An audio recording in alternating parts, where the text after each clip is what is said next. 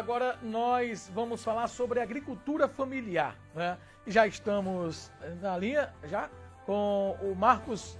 Ele é diretor, ele é presidente da Contraf Brasil, a Confederação Nacional dos Trabalhadores da Agricultura Familiar. E, Marcos, é um prazer conversar com o senhor aqui no nosso programa nesta segunda-feira. Boa tarde. Boa tarde, prazer é todo meu. Para falar dos desafios da agricultura familiar neste período de pandemia.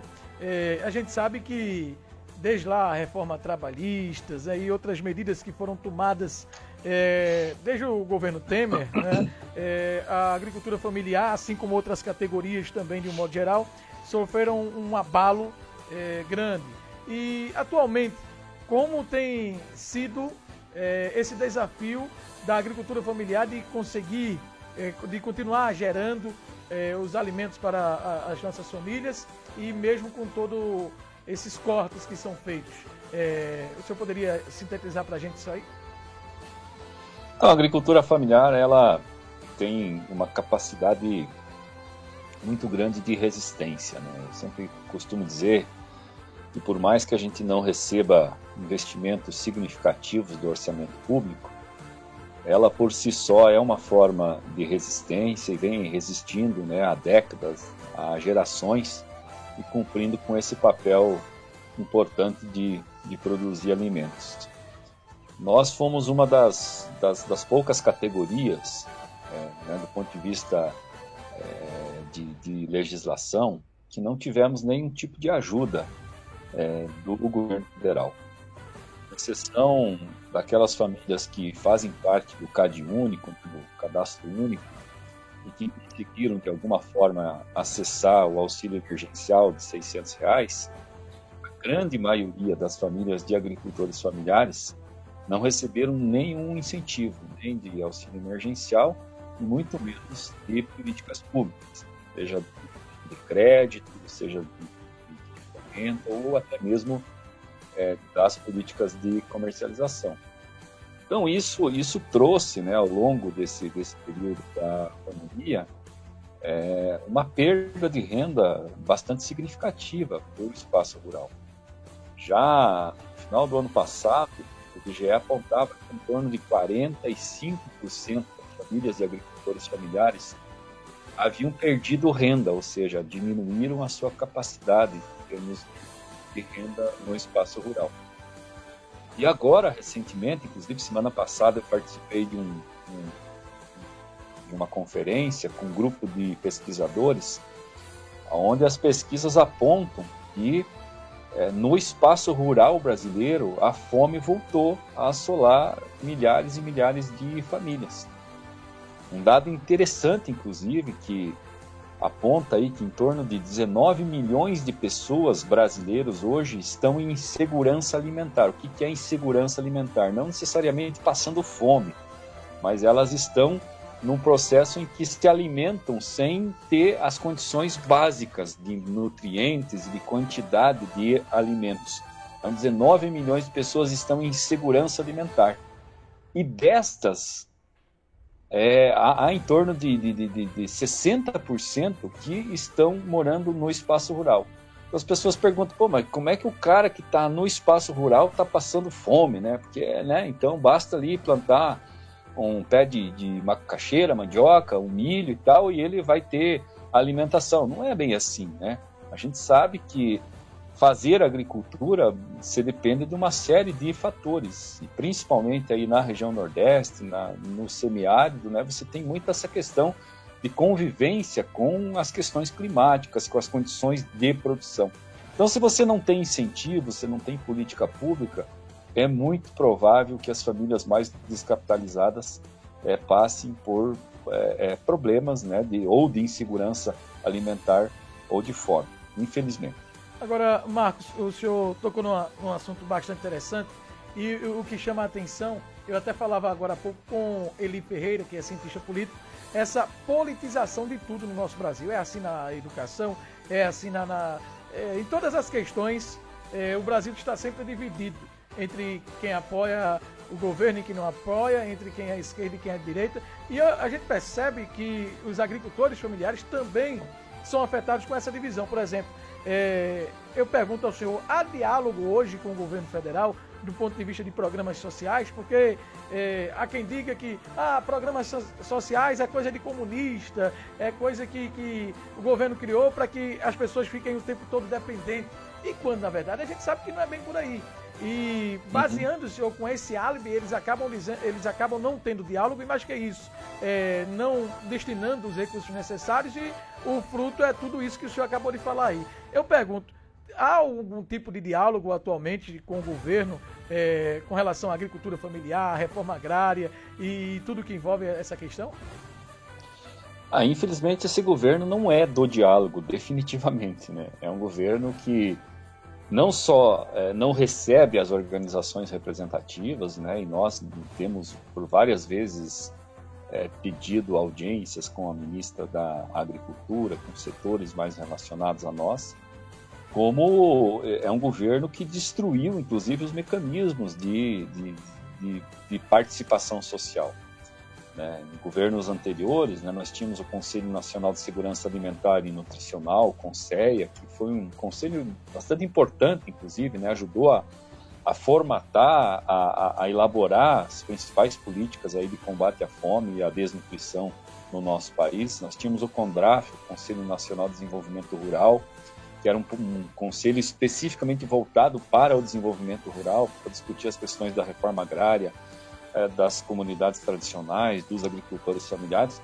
Tudo isso foi desmontado, absolutamente desmontado. Então não temos mais Conselho de Segurança Alimentar, não temos mais Conselho de Desenvolvimento Rural e não temos um governo que chama os movimentos sociais, as organizações para discutir políticas públicas. É um governo que não dialoga.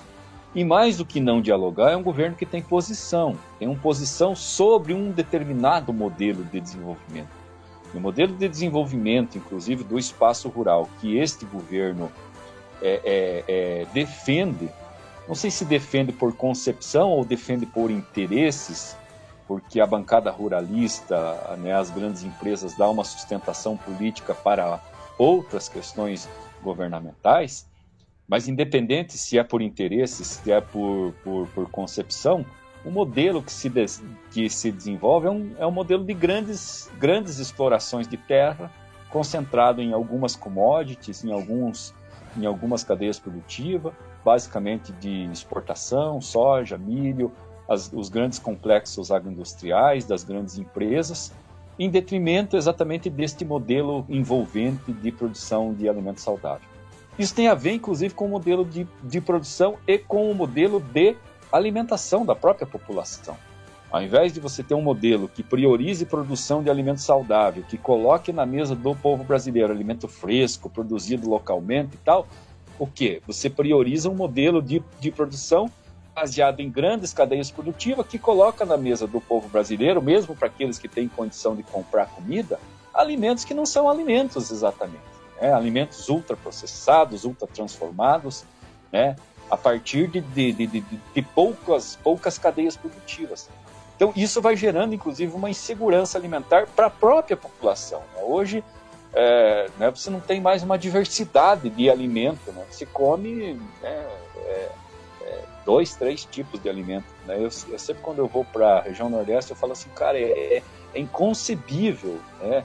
Uma região com diversidade, com questões culturais baseadas no milho, na batata doce, na macaxeira, enfim, né, com tanta cultura, você chegar no café da manhã e ter que comer pão, né, porque introduzir na cabeça do povo brasileiro que é melhor comer pão do que comer mandioca, do que comer macaxeira, do que comer cuscuz e assim por diante.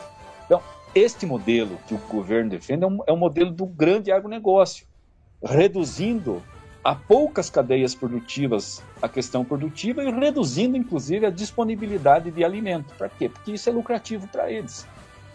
Então, é um governo que não dialoga e que, por sua vez, também defende um outro tipo de modelo, que não é um modelo de inclusão das pessoas, que não é um modelo de produção local, que não é um modelo de fortalecimento da agricultura familiar e não é definitivamente um modelo preocupado em colocar comida de verdade na mesa do povo brasileiro. Pois é. Inclusive, ainda pegando gancho nessa questão do diálogo, nessa questão do governo, um outro setor bastante afetado é justamente a reforma agrária, o acesso desses agricultores às terras. O governo conseguiu implantar na cabeça dessas pessoas, da maioria dos brasileiros, ou toda vez que fala, de que o MST, os sem terra são roubadores de terra, que não pode ver uma terra de um empresário que vai lá e quer ocupar, quando na verdade a luta por uma divisão mais igualitária, a luta é totalmente o oposto disso, não tem nada a ver, não tem nada a ver com roubar a terra de ninguém, é sim o direito de plantar para vender, para que essas pessoas tenham medo de sobreviver, não é, doutor Marcos? Então, veja, o Brasil tem talvez tá seguramente entre os 8 maiores territórios, né, em termos de países, com muita terra agricultável. Né? Mas nós temos um modelo de distribuição que não sequer discute tamanho de propriedade. Então, enquanto nós temos centenas de milhares de famílias acampadas à beira das estradas, Brasil afora, vocês devem ter muitas situações dessa. Vocês que estão ouvindo aí conhecem acampamentos de trabalhadores, enfim, onde nós temos centenas de milhares de famílias querendo um pedaço de terra para produzir alimento. Você tem, de outro lado, né, pouquíssimas famílias, pouquíssimas empresas, tendo mais de 40% do território brasileiro em suas mãos. Para quê? Para fazer especulação imobiliária, para fazer produção de grandes commodities em cima de modelos que detonam com o meio ambiente. Né? Para quê? Para fazer simplesmente lucros exacerbados em cima de poucas cadeias produtivas. Então, veja, a gente discutir a questão do desenvolvimento rural, a questão de combate à fome, a desnutrição, pressupõe a gente rediscutir o modelo agrícola. O modelo agrícola é exatamente parte do princípio da gente ter um programa de distribuição de terra, um programa de reforma agrária que possibilite maior participação das famílias nesse. Mas isso vem exatamente naquela questão que eu estava abordando anteriormente. É um governo que não se interessa pela reforma agrária, não se interessa pela agricultura familiar, não se interessa por produzir alimento saudável, não se interessa sequer com a saúde da população. Okay.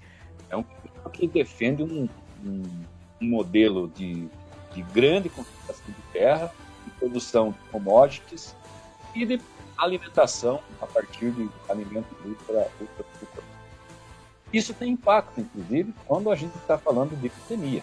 Eu sempre digo, eu não sou médico, mas eu ouço muito dizer que se alimentar bem é o ponto de partida para você ter boa saúde. Se você não está se alimentando bem, a tua imunidade certamente está baixa. Com imunidade baixa, você está muito mais suscetível a contrair doenças, imagino eu, inclusive o próprio Covid.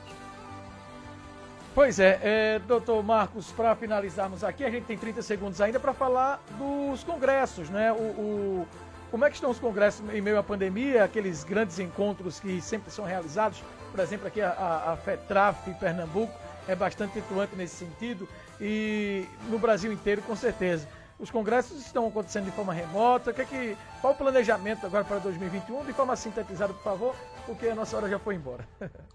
Nós temos feito vários ciclos de debate, debatendo vários temas preparatórios para o nosso congresso, que acontece aí nos meados do mês de junho. E estamos fazendo de forma virtual, né? Graças a Deus, nós estamos tendo uma surpresa agradável. O nosso pessoal, mesmo com dificuldade de tecnologia, dificuldade de internet, nosso pessoal está se conectando e a gente está não deixando de fazer o debate. Temos saudade, sim, de se encontrar, de encontrar os amigos, de encontrar os nossos parceiros, de dar aquele abraço. saudade de fazer mobilização às nossas reivindicações através dos nossos atos políticos, mas enquanto isso não é possível, nós respeitamos o isolamento social e estamos trabalhando remotamente todas as nossas atividades. Muito bem, nós queremos agradecer aqui ao presidente da FETRAF Pernambuco, João Santos. Foi um elo aí importante para essa entrevista de hoje, muito esclarecedora para os nossos amigos que nos acompanham na zona rural através das ondas potentes do rádio e também pela internet. E agradecer ao senhor pela disponibilidade e dizer que estaremos sempre de portas abertas aqui para debater este tema tão importante que é a agricultura familiar, porque se o homem não planta, a cidade não come e temos que continuar nesta luta. Um abraço, viu? Eu que agradeço, quero mandar um abraço caloroso aí para o camarada João Santos e toda a direção da FETRAF Pernambuco. Pronto, conversamos, portanto, com Marcos Rochinski, não é? Ele é presidente da Confederação Nacional dos Agricultores Familiares do Brasil.